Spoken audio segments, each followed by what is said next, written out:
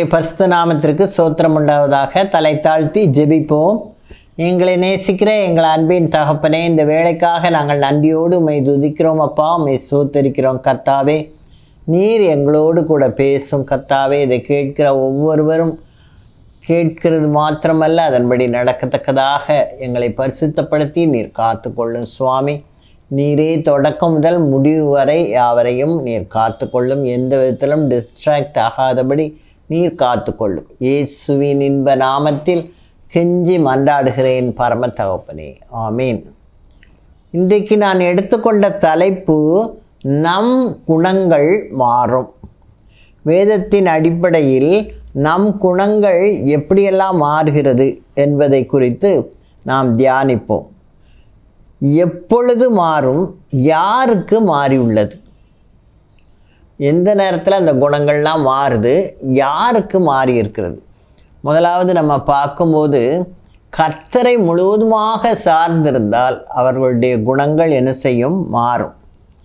மோசே என்பவன் கர்த்தரால் தெரிந்து கொள்ளப்பட்டவன். அவன் ஒரு எபிரேய இருந்த போதிலும் பார்வோன் குமாரத்தை அவனை எடுத்து வளர்க்கிறான். தண்ணியிலிருந்து எடுத்து வளர்த்து அவனுக்கு அந்த எகிப்தினுடைய எல்லா கலைகளையும் கற்றுக் கொடுக்கிறாள். அவன் அதில் சிறந்து இருக்கிறான்.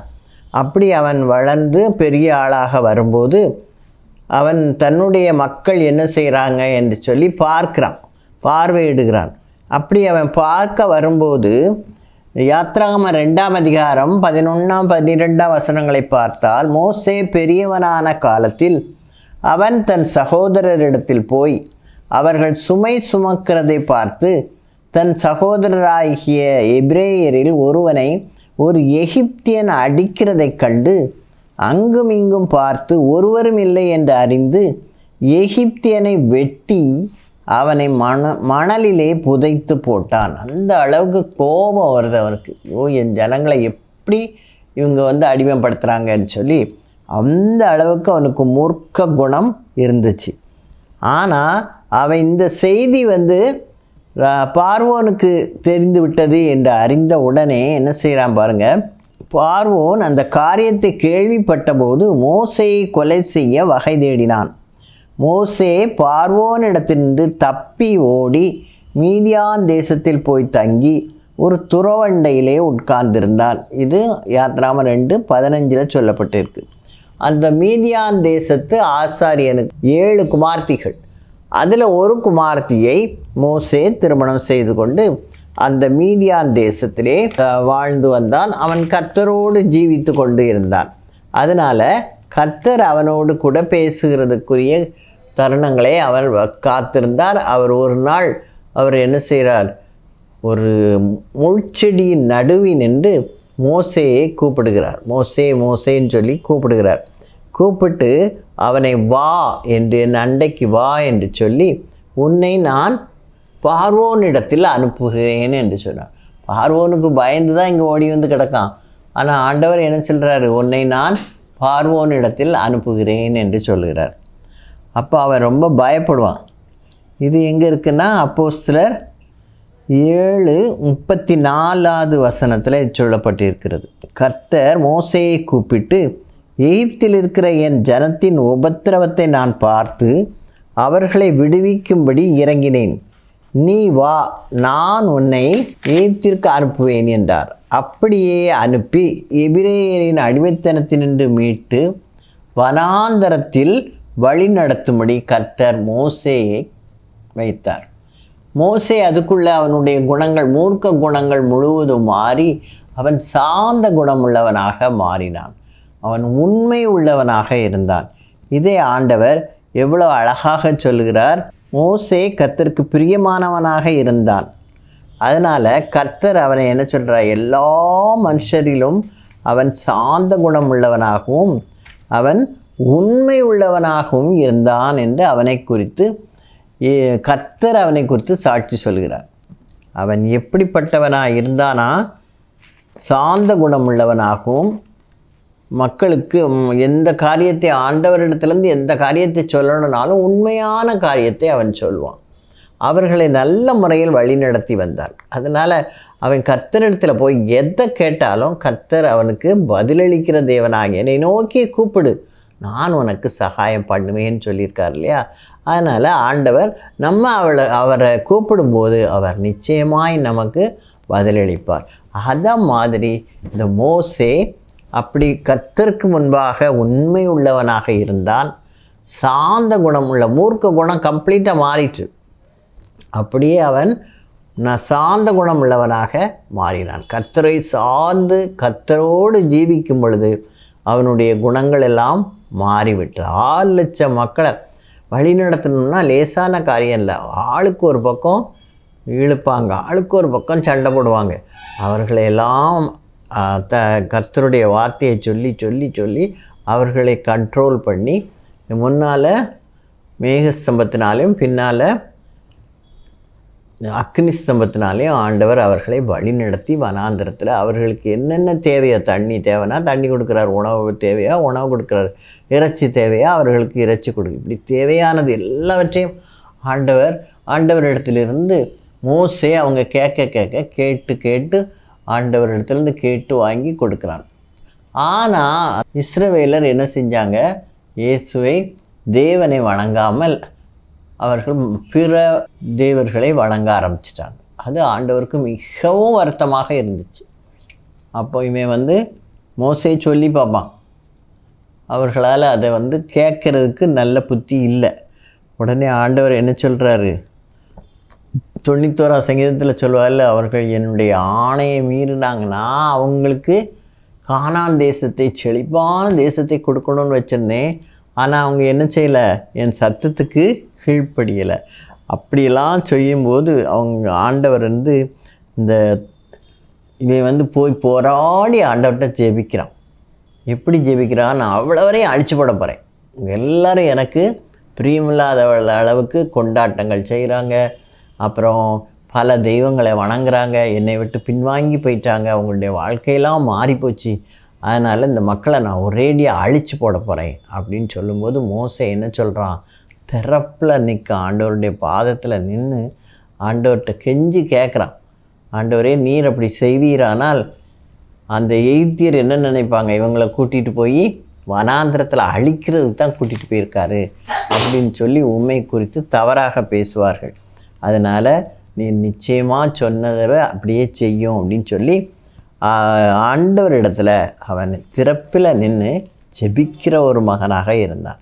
அப்படி நம்மளும் கர்த்தரோடு கூட நம்ம அவரோடு சார்ந்து வாழும் பொழுது நம்முடைய குணங்கள் என்ன செய்யும்? மாறும். அது மற்றவர்கள் கண்டுபிடிக்கிற அளவுக்கு நம்முடைய குணங்கள் மாறும். கோபமும் மூர்க்கமும் எல்லாம் குறைஞ்சி சாந்த குணம் நமக்கு வரும். அப்புறம் உண்மை உள்ளவர்களாக நம்ம இருப்போம். இவ்வளோ நாளும் பொய்யெல்லாம் சொல்லியிருந்தா கூட நம்ம ஆண்டவரோடு கூட இருக்கும்போது நம்முடைய குணங்கள் முற்றிலுமாக என்ன செய்யும்? மாறும். அடுத்தது, கர்த்தருடைய வார்த்தையை கேட்டால் குணங்கள் மாறும்.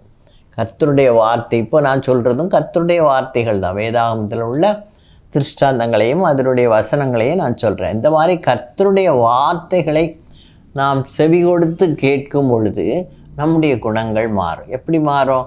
அந்த வார்த்தைகள் நம் உள்ளத்துக்குள்ளே போய் நம் உள்ளத்தில் இருக்கிற கேடான குணங்களை எல்லாம் என்ன செய்யும்? அது மாற்றி போடும். நம்ம சின்ன வயசில் பார்ப்போம், விஜயனின் இருதயம்னு ஒரு படம் இருக்கும். அதுக்குள்ளே பார்த்திங்கன்னா நிறையா மிருகங்கள், கெட்ட குணங்களுக்குரிய எல்லா மிருகங்களும் அதில் இருக்கும். அப்புறம் ஆண்டவருடைய வார்த்தை ஒன்று உள்ளே போன உடனே அவ்வளோ என்ன செஞ்சிடும்? இயேசுவின் ரத்தம் உள்ளே போன உடனே அவ்வளோ வெளியே வந்துருக்க மாதிரி ஒரு படம் இருக்கும். சின்ன வயசில் நாங்கள் விபிஎஸ்க்கெலாம் போகும்போது அதை பார்த்துருக்கோம், விஜயனின் இருதயம். அது மாதிரி தான் நம்முடைய இருதயம் எல்லாம் கேடுள்ள குணங்களுடையதாக தான் இருக்கும். ஆனால் ஆண்டவர் நமக்குள்ளே வரும்போது, அதான் எனக்கு கர்த்தருடைய வார்த்தை நமக்குள்ளே வரும்போது நாம் என்ன செய்யப்படுகிறோம்? மாற்றப்படுகிறவர்களாக நம்முடைய இருதயம் மாற்றப்படுகிறது, புதுப்பிக்கப்படுகிறது. அப்பொழுது நம்மில் நல்ல குணங்கள் காணப்படுகிறது. இதுக்கு உதாரணமாக யாரை சொல்லணும்னா, பாவியான ஸ்திரீன்னு பட்டம் பெற்ற மரியாள். அவளை எல்லாரும் பாவியான ஸ்திரீன்னு தான் சொல்லுவாங்க.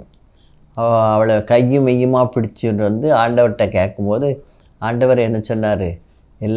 யார் பாவம் செய்யலையோ அவங்க அவளை கல்லெறிஞ்சு கொல்லுங்க. ஏன்னா மோசையின் கட்டளை இப்படி விபச்சாரத்தில் பிடிபட்ட பெண்ணை கல்லெறிந்து கொல்லணுன்ட்டு. அதனால் நீங்கள் சொல்கிறீங்க யாரெல்லாம் பாவமே செய்யலையோ அவங்க கல்லெறிஞ்சு கொல்லுங்கன்னு சொன்ன உடனே எல்லாருக்கும் மனசுக்குள்ளே குத்தப்படுது. நம்ம தானே அந்த பாவத்தை செஞ்சோம், இந்த பாவத்தை. ஒருத்தருக்கு ஒருத்தர் என்ன செஞ்சாங்க, அந்த கல்லெல்லாம் கீழே போட்டு எல்லாரும் அந்த இடத்த விட்டு ஓடி போயிட்டாங்க. அப்புறம் ஆண்டவர் என்ன கீழே குனிஞ்சு ஏதோ எழுதிக்கிட்டே இருந்தார். அதுக்கப்புறம் மெதுவாக தலையை நிமிர்த்து பார்த்தா அவள் மட்டும்தான் நிற்கிறாள். உடனே அவள் இடத்துல ஆண்டவர் கேட்குறாரு, அவர்களெல்லாம் எங்கன்னு. அவங்கெல்லாம் போயிட்டாங்க அப்படின்னு சொல்லும்போது ஆண்டவரும் என்ன சொல்கிறார், அவளை இனி பாவம் செய்யாத, உன்னை நானும் ஆக்கினைக்குள்ளாக தீர்ப்பதில்லை. அதோடு அவளுடைய பாவங்களை எல்லாவற்றையும் ஆண்டவர் என்ன செய்து விட்டார், மன்னித்து விட்டார். உடனே அவளை என்ன செய்கிறா, எப்படியாவது ஆண்டவருக்கு நம்ம நன்றி செலுத்தணும்னு நினச்சிட்டு இருக்கும்போது ஆண்டவர் எங்கே போகிறாரு, ஒரு பரிசேயன் வீட்டுக்கு விருந்துக்கு வரார். அங்கே விருந்து நடக்கு. அப்போ ஆண்டவர் அந்த இடத்துல உட்கார்ந்துருக்கும்போது இந்த மரியாள் அந்த இடத்துக்கு வரான். இது லூக்கா 7ஆம் அதிகாரம் 37வது வசனத்தில் இருக்குது. முதல் வார்த்தையே என்னதான் அவளை குறித்து, பாவியான ஸ்திரீ. அந்த ஊரில் இருந்த பாவியாகிய ஒரு ஸ்திரீ அவர் பரிசேயன் வீட்டில் பந்தி இருக்கிறதை அறிந்து ஒரு பரணியில் பரிமள தைலம் கொண்டு வந்து, அதாவது லூக்கா 7:37வது வசனத்தில் சொல்லப்பட்டிருக்கு. அவள் யாராம், ஒரு பாவியான ஸ்திரீ. அவளுக்கு பட்டமே அதான். அப்படிப்பட்ட ஸ்திரீ என்ன செய்கிறான், தன் கையில் விலையுந்த ஒரு வெள்ளைக்கல் பரணியை, அது ஃபுல்லாக தைலம் இருக்குது, அது அடைச்சிருக்க வரைக்கும் வெளியே வாசம் வராது. அது உடஞ்சிட்டுனா என்ன செய்யும், அந்த தைலத்தின் வாசனை அந்த வீடு முழுசும் பரவிடும். அப்படி ஒரு தைலத்தை கொண்டு வந்து இயேசுவுக்கு பின்னாக நின்று அழுதுகிட்டே இருக்கா. ஆண்டவரே, நான் அந்த பாவத்தெல்லாம் செஞ்சனே, என்னை மன்னிச்சிரேன்னு சொல்லி அவள் அழுதுகிட்டே இருக்கா. அழுது கொண்டு அவருடைய பாதங்களை தன் கண்ணீரினால் நனைக்கிறாள். அதுக்கப்புறம் என்ன செய்கிறா, தன் தலைமயிரினால் அதை துடைக்கிறாள். அதுக்கப்புறம் என்ன செய்கிறா, முத்தம் செய்கிறார், பாதங்களை முத்தம் செய்து கொண்டே இருக்கிறாள். அதுக்கப்புறம் அந்த பரணியில் இருக்கிற அந்த தைலத்தை என்ன செய்கிறா, அவருடைய பாதங்களை தன் கண்ணீரினால் நனைத்து தன் தலைமயிரினால் துடைத்து அவருடைய பாதங்களை முத்தம் செய்து பரிமள தைலத்தை பூசினாள். அது பூசின உடனே அங்கே இருந்த வீடு ஃபுல்லாக என்ன செஞ்சிச்சு, வாசம் அடிச்சிட்டு. உடனே எல்லாரும் பார்ப்பாங்க இல்லையா, என்னடா வாசமாக வருதுன்னு பார்த்தா அவள் பாவியான ஸ்திரீ. அவள் அழுது அப்படி செய்கிறான். அப்போ அதை பார்த்தவங்க சிலர் என்ன சொல்கிறாங்க, என்னத்துக்கு இப்படி செய்கிறான் அப்படின்னு சொல்லி அவளை குறித்து தவறாக தான் நினைக்கிறேன். ஆண்டவருக்கு அவள் பாவியான ஸ்திரீன்னு தெரியாதா, அவர் பாட்டுக்கு இருக்கார் அவளை ஒன்றும் சொல்லாமல் அப்படின்னு சொல்லி உள்ளுக்குள்ளே ஒவ்வொருத்தரும் நினைக்கிறாங்க. அப்படி நினைக்கும்போது இயேசுவானவர் அவளை குறித்து என்ன சொல்கிறார் பாருங்கள். 37லேருந்து 50 வரைக்கும் உள்ள வசனங்களில் சொல்லப்பட்டிருக்கு. எல்லோரும் ஒரு மாதிரி முறுமுறுக்கிறாங்க, ஒரு மாதிரி பார்க்குறாங்கன்னொடனே இயேசுவானவர் கேட்குறார். இயேசு அந்த வீட்டு பரிசேயன் இடத்துல, அவன் பேர் சீமோன், அவனிடத்துல கேட்கிறார். 2 பேர் அந்த ஒரு மனுஷங்கிட்ட கடன் படுறாங்க. நான் அவங்க 2 பேரும் தங்களுடைய இயலாமையை அந்த எஜமான இடத்துல சொல்லும்போது அந்த எஜமான் என்ன செய்கிறான், அவங்க 2 பேரையும் மன்னிச்சிட்டான்.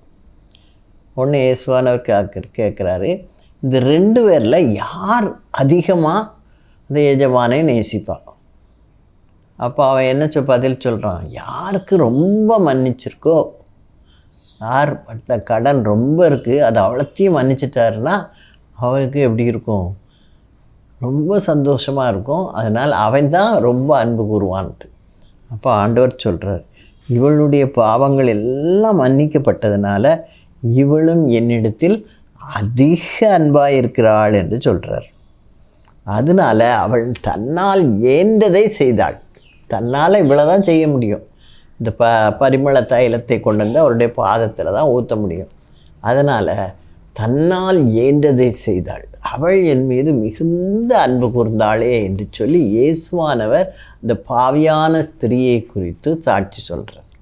இப்போ அவளுடைய குணங்கள் எல்லாம் என்ன செய்து விட்டது, மாறிவிட்டு அந்த உணர்வான இருதயம் அவளுக்குள்ளே வந்தவுடனே தன் பாவங்களை எல்லாம் அப்படியே என்ன செய்கிறா, ஆண்டவர் பாதத்தில் ஊற்றி அவரிடத்துலேருந்து மன்னிப்பை பெற்றுக்கொண்டாள். உடனே ஆண்டவர் கடைசியில் என்ன சொல்கிறாரு, லூக்கா 7:47, இவள் செய்த அநேக பாவங்கள் மன்னிக்கப்பட்டது, அதனால் இவள் மிகவும் அன்பு கூர்ந்தாளே. இயேசு அவளை நோக்கி, உன் பாவங்கள் மன்னிக்கப்பட்டது, உன் விசுவாசம் உன்னை ரட்சித்தது, சமாதானத்தோடே போ என்றார்.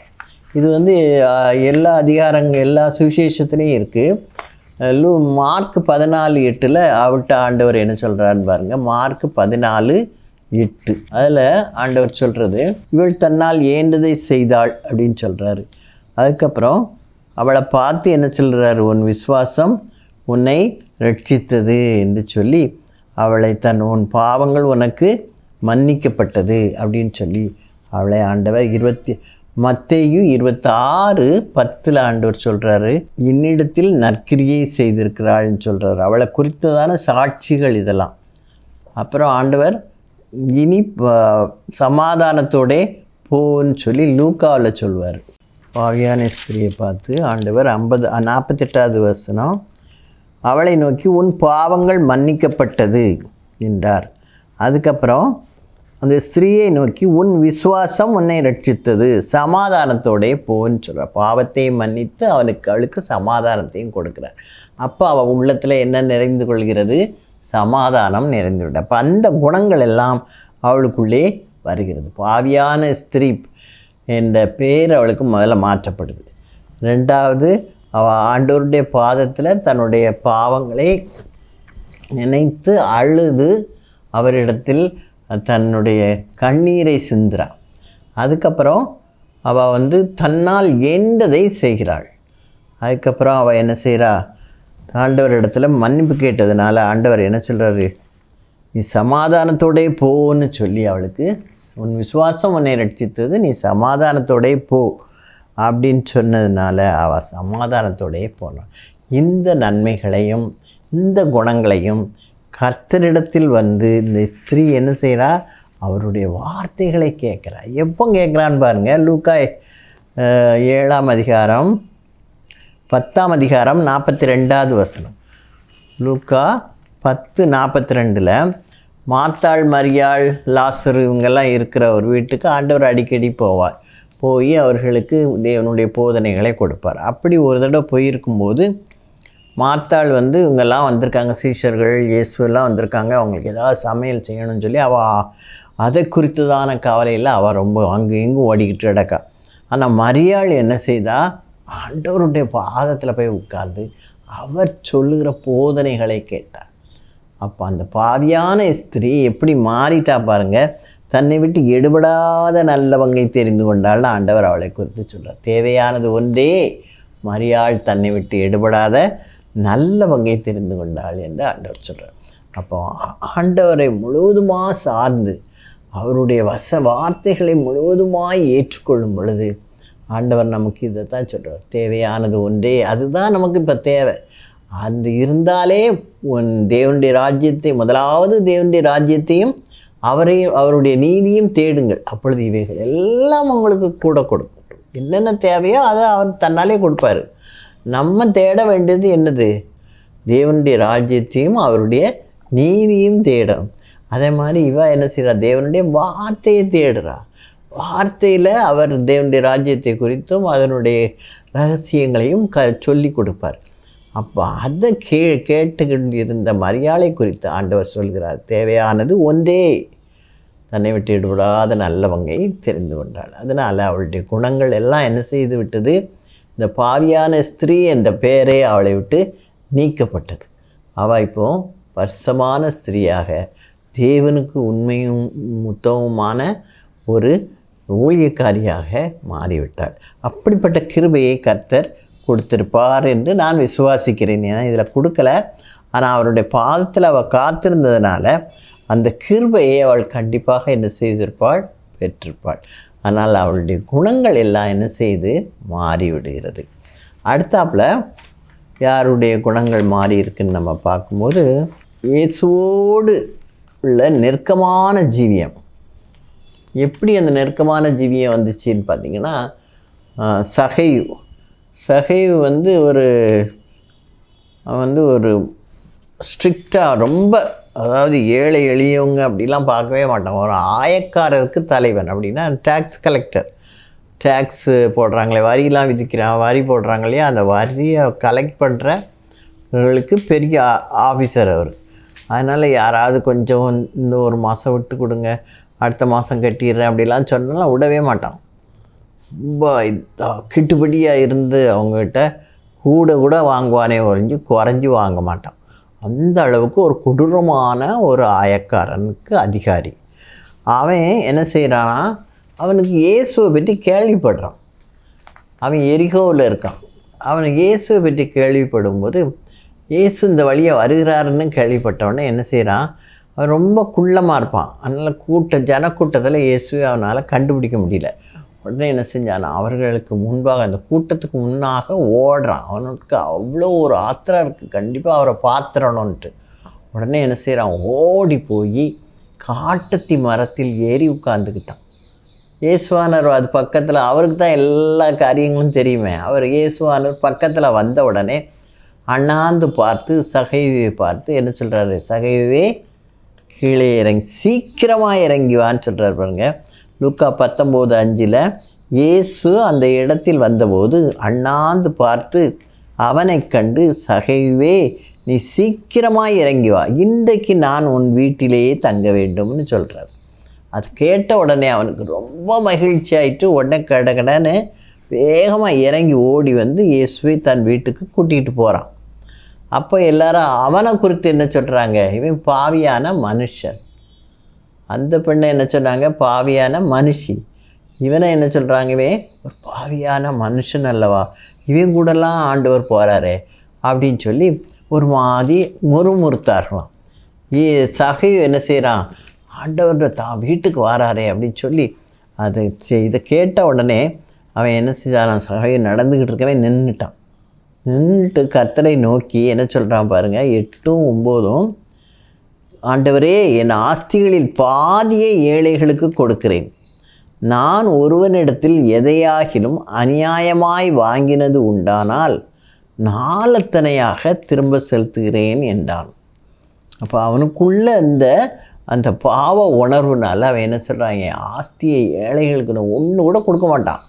சிலர் சொல்லுவாங்க இல்லையா, கையால் காக்காவை கூட விரட்ட மாட்டான். அந்த மாதிரி ஆள் அவனே இப்போ என்ன சொல்கிறான், என் ஆஸ்தியில் பாதியை ஏழைகளுக்கு கொடுக்குறேன்னு சொல்கிறான். அப்புறம் யாரிடத்துலையாவது அநியாயமாக வாங்கியிருந்தானா 4 அவர்களுக்கு திருப்பி கொடுக்குறேன் அப்படின்னு சொல்லி ஆண்டவர்கிட்ட அறிக்கையிடுறான். அப்போ ஆண்டவர் என்ன சொல்கிறாரு, இன்றைக்கு இந்த வீட்டுக்கு ரட்சிப்பு வந்தது அப்படின்னு சொல்லி, அவனும் ஆபிரகாமுக்கு குமாரனாக இருக்கிறானே அப்படின்னு சொல்கிறார். சொல்லிட்டு இழந்து போனதை தேடவும் ரட்சிக்கவுமே மனுஷகுமாரன் வந்திருக்கிறார் என்றார். ஆதாமால மனுக்குலமே இழந்து போச்சு. அப்போ மனுக்குலத்தை மீட்பதற்காகத்தான் ஆண்டவர் இப்போ என்ன செஞ்சுருக்காரு, உலகத்திற்கு மனுஷனாக வந்து அலைந்து திரிந்து கொண்டிருக்கிறார். அப்படி அவர் வந்ததின் நோக்கத்தை இப்போ சகைவு என்ன செஞ்சிட்டான், நிறைவேற்றான். அவன் தன்னுடைய பாவத்தை அறிக்கையிட்டு தான் அதற்கு நிவர்த்தி செய்கிறான். இதை இப்படி என்னுடைய சம்பாத்தியத்தில் என்னுடைய ஆஸ்தியில் பாதியை ஏழைகளுக்கு கொடுக்குறேன். யாரிடத்துலையாவது அநியாயமாய் வாங்கியிருந்தால் அவர்களுக்கு 4 திருப்பி கொடுப்பேன் அப்படின்னு சொல்லி சொன்ன உடனே ஆண்டவர் என்ன சொல்கிறாரு, இன்றைக்கு இந்த வீட்டுக்கு ரட்சிப்பு வந்ததுன்னு சொல்கிறார். முதல்ல இந்த வீட்டுக்கு இன்றைக்கு நான் இந்த வீட்டிற்கு வர வேண்டும் என்று சொல்கிறார். அப்படி நம்மளை பார்த்து ஆண்டவர் சொல்லுவாரா? நம்ம அப்படி அவன் எதுக்காக அப்படி சொன்னார், வாஞ்சையோடு காத்திருந்தான். ஆண்டவர் எப்படியாவது பார்க்கணும், அவனுக்கு பார்க்கணுன்ற ஒரு ஆர்வம் அதிகமாக இருந்துச்சு. அவன் பெரிய ஆஃபீஸர் ஆனால் கூட என்ன செஞ்சான், நான் காட்டத்தி மரத்து மேலே ஏறி நின்று பார்த்துருக்கான். அப்போ அந்த அளவுக்கு அவனுக்குள்ள ஆண்டவரை பார்க்க வேண்டும் என்ற ஒரு ஆவல் அதிகமாக இருந்துச்சு. அதை அறிந்த தேவன்தான் இன்றைக்கு நான் உன் வீட்டில் தங்க வேண்டும், சீக்கிரமாக இறங்கி வான்னு சொன்னார். அப்போ அந்த அளவுக்கு அவன் சீக்கிரமாக இயேசுவை கூட்டிக் கொண்டு அவரோடு கூட நடந்து செல்கிறான். அப்படியே ஒரு நெருக்கமான ஒரு தருணம் அவனுக்கு கிடச்சிச்சு. இயேசுவோடு பக்கத்தில் வந்து தூரத்துலேருந்து பார்க்கணும்னு நினச்சவனுக்கு இயேசுவோடு பக்கத்தில் வரவும் அவர் வீட்டுக்கு வரவும் அப்படி ஒரு தருணத்தை கர்த்தர் கொடுத்து அவனுக்கு ரட்சிப்பை கட்டளையிடுகிறார். அவனுக்கு மாத்திரமல்ல, அவன் வீட்டுக்கு ரட்சிப்பை கர்த்தர் கொடுத்தார். இயேசுவை தங்களுடைய சொந்த இரட்சகராக ஏற்றுக்கொண்டவர்கள் எல்லாரும் ஆபிரகாமுக்கு குமாரராய் இருக்கிறார்கள். அப்போ நமக்கு கிறிஸ்துவோடு நாம் நெருங்கிய ஜீவியம் இருக்குமானால் நம்முடைய குணங்கள் என்ன செய்யும்? கண்டிப்பாக மாறும். கடைசியாக, நீர் யார் என்று கேட்ட சவுலுக்கு தன்னை யார் என்று வெளிப்படுத்திய இயேசு சவுலை என்ன செய்கிறார்? ரட்சித்து அவனை கொண்டு புறஜாதியாருக்கு சுவிசேஷம் பரவும்படி வைக்கிறார். இவனுடைய வேலை என்னது? யாரெல்லாம் கிறிஸ்துவின் வழியில் செல்கிறார்களோ, கிறிஸ்தவர்களாக இருக்கிறார்களோ, அவர்களெல்லாம் பிடிச்சிட்டு பிரதான ஆசாரியர்கிட்ட கொடுத்து அவர்களை துன்புறுத்துவது தான் இவனுடைய வேலை, சவுலுடைய வேலை. ஆனால் அவன் என்ன செய்கிறான்? அதுக்கு நிருபங்களெல்லாம் வாங்கிக்கிட்டு தர்சு பட்டணத்துலேருந்து தமஸ்கு பட்டணத்துக்கு வருகிறான். தமஸ்கு பட்டணத்துக்கு பக்கத்தில் வரும்போது ஆண்டவர் அவனை கூப்பிட்றார். நீங்கள் அப்போஸ்தலர் 9ஆம் அதிகாரத்தில் பார்த்தீங்கன்னா, இயேசு என்ன செய்கிறார்? அவன் பிரயாணமாய் போய் தமஸ்குவுக்கு சமீபித்த போது சடுதியிலே வானத்திலிருந்து ஒரு ஒளி அவனை சுற்றி பிரகாசித்தது.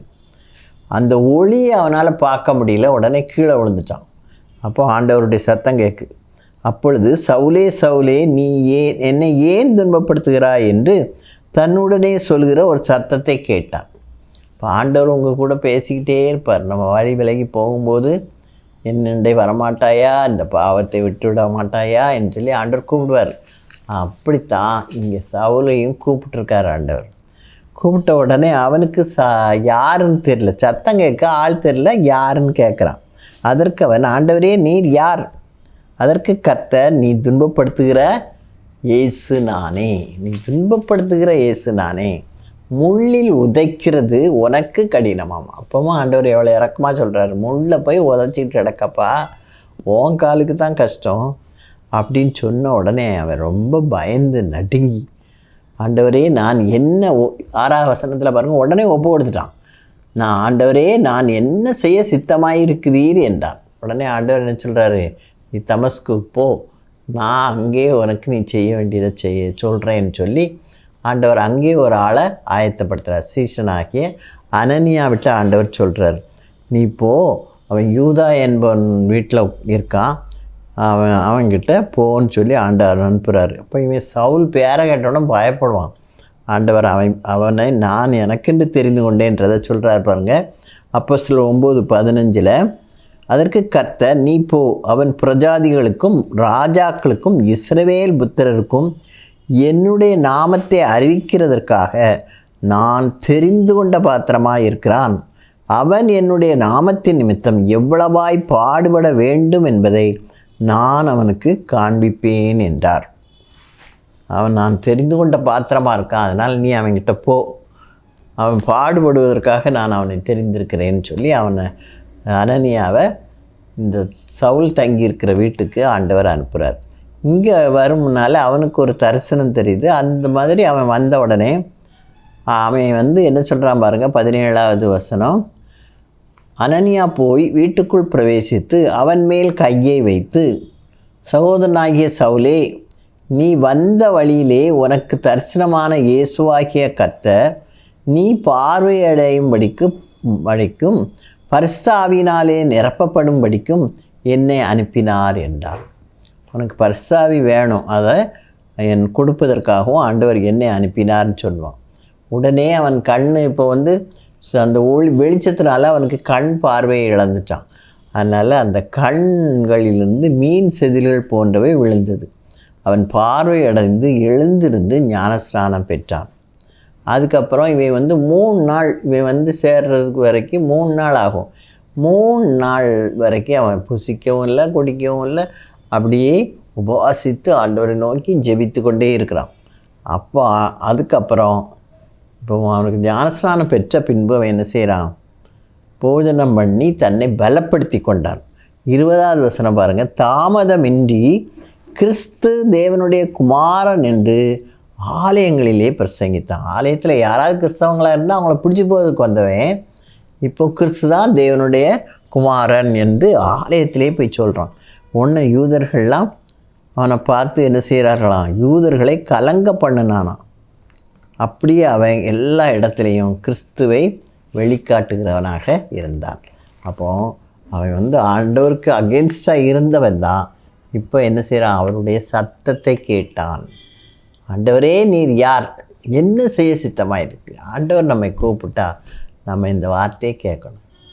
நான் என்ன செய்யணும் ஆண்டவரே அப்படின்னு சொல்லி அவரிடத்துல கேட்கணும். கேட்கும்போது அவர் நம் உள்ளத்திலே நாம் என்ன செய்ய வேண்டும் என்பதை நமக்கு கற்றுக் கொடுப்பார். ஆகையால் நாம் கர்த்தரோடும் அவருடைய கிருபைகளோடு நாம் கலந்திருக்கும் போது அவர் கிருபை ஒரு நாளும் நம்மை விட்டு விலகாது. என் கிருபை உனக்கு போதும் என்று தான் ஆண்டவர் சொல்கிறார். அவருடைய கிருபையினால் நம்மை மறைத்து கொள்வார். நாம் அவருக்கு விரோதமாக என்ன செய்யக்கூடாது, செயல்படவே கூடாது.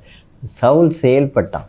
ஆண்டவர் அவனை கொண்டே யாரெல்லாம் கிறிஸ்துவை ஏற்றுக்கொண்டார்களோ அவர்களை பிடித்து துன்புறுத்த வந்தவன் இப்பொழுது அவனே இயேசுதான் கிறிஸ்து என்பதை அவன் திருஷ்டாந்தகமாய் வெளிப்படுத்தி அவன் எங்கெல்லாம் போய் வெளிப்படுத்துகிறான் பாருங்கள். அப்போஸ்தலர் 9:31 யூதேயா, கலிலேயா, சமாரியா நாடுகளில் எங்கும் சபைகள் சமாதானம் பெற்று பக்தி விருத்தி அடைந்து கர்த்தருக்கு பயப்படுகிற பயத்தோடும் பரிசுத்தாவியின் ஆறுதலோடும் நடந்து பெருகின. அப்படி சபையெல்லாம் பெருகிற்று. எல்லா நாட்டுக்கும் இவன் மூலமாக தான் என்ன போச்சு, செய்தி போய் கிறிஸ்து தான் தேவனுடைய குமாரன் என்பதை வெளிப்படுத்தி அப்படி அவன் பெரிய ஆளாக மாறினான். இப்போது 4 காரியங்கள் நம்ம பார்த்தோம். அது எதெல்லாம்னா, முதலாவது மோசே எப்படி இருந்தான், கர்த்தரை சார்ந்திருந்தான். அடுத்தது யார், கர்த்தருடைய வார்த்தையால் குணமாகிறார்கள். பாவியான ஸ்திரீ அப்படியே ஆண்டவரை என்ன செய்தா, அவருடைய வார்த்தையை கேட்டு ஆண்டவருடைய பிள்ளையாக மாறிட்டான். அடுத்தாப்புல சகேயு இயேசுவோடு நெருக்கமாக நான் வீட்டுக்கு தான் வந்தார். வந்த உடனே அவன் தான் செஞ்ச பாவத்தெல்லாம் சொல்லி தான் இப்படி செஞ்சுக்கிட்டேன்னு சொல்லி ஆண்டவர்கிட்ட ஆலோசனையும் கேட்டு தான் மாறிட்டான் முற்றிலுமா. ஆண்டவர் என்ன சொல்கிறார், இன்றைக்கு இந்த வீட்டுக்கு ரட்சிப்பு வந்ததுன்னு சொன்னார். அதுக்கப்புறம் ஆண்டவர் என்ன செய்கிறாரு, சகையுவே என்ன செய்கிறார், அவனுடைய குணங்களை மாற்றுகிறார்.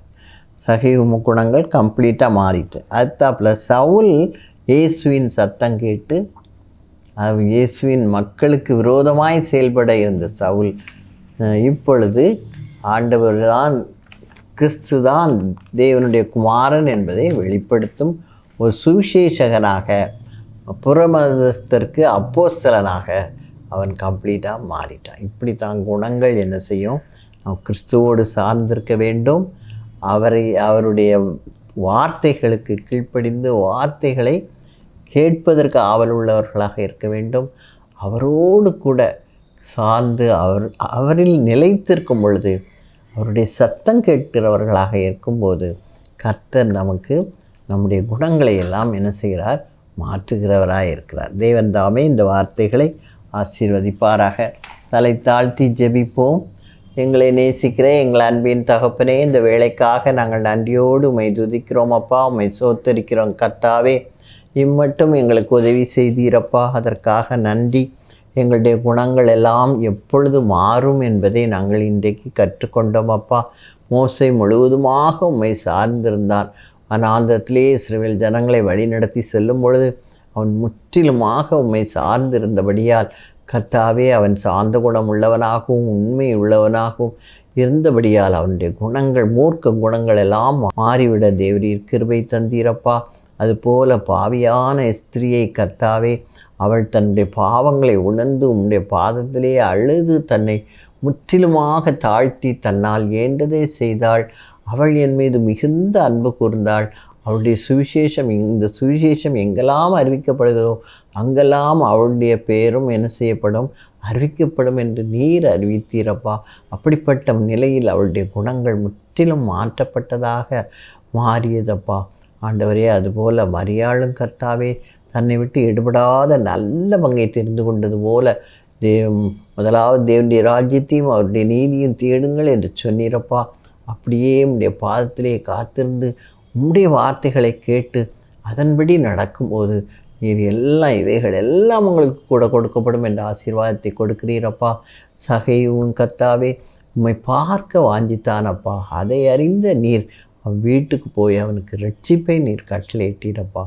ஆண்டவரே, அவனுக்கு உம்மோடு உள்ள நெருக்கம் அதிகமாகும்போது அவனுடைய குணங்கள் எல்லாம் மாற நீர் கிருபை தந்தீரப்பா.